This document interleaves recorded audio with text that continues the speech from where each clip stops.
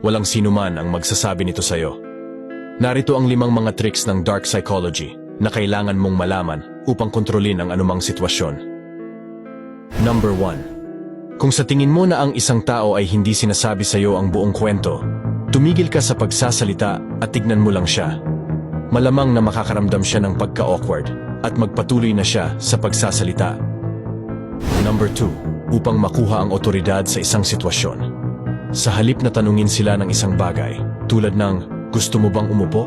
Maari mong sabihing, umupo ka doon please. Number 3. Gumagana ito sa mga bata pati na rin sa mga adult.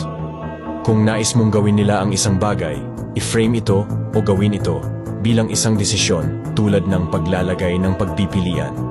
Halimbawa, isusuot mo ba ang kulay blue na damit o ang red? Alinmang paraan, ang alam lang nila ay oras na upang magsuot ng damit. Number 4. Kung nais mong patigilin sa pagsasalita ang isang tao sa magalang na paraan, maghulog ka ng isang bagay sa sahig at habang pinupulot mo ito, magsimula ka ng magsalita. Hindi niya ito mapapansin. Number 5. Ang pinakamadaling paraan kung nais mong umalis na sa isang pag-uusap ay maglabas ng ibang tao sa pag-uusap at hayaan mo silang pag-usapan ng taong yon at dahan-dahang umalis. O kaya naman ay maaari mong sabihin sa magalang na paraan na, sige, may pupuntahan lang ako.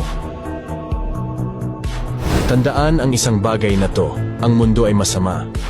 Kaya i-follow mo ako kung hindi mo gustong minamanipula.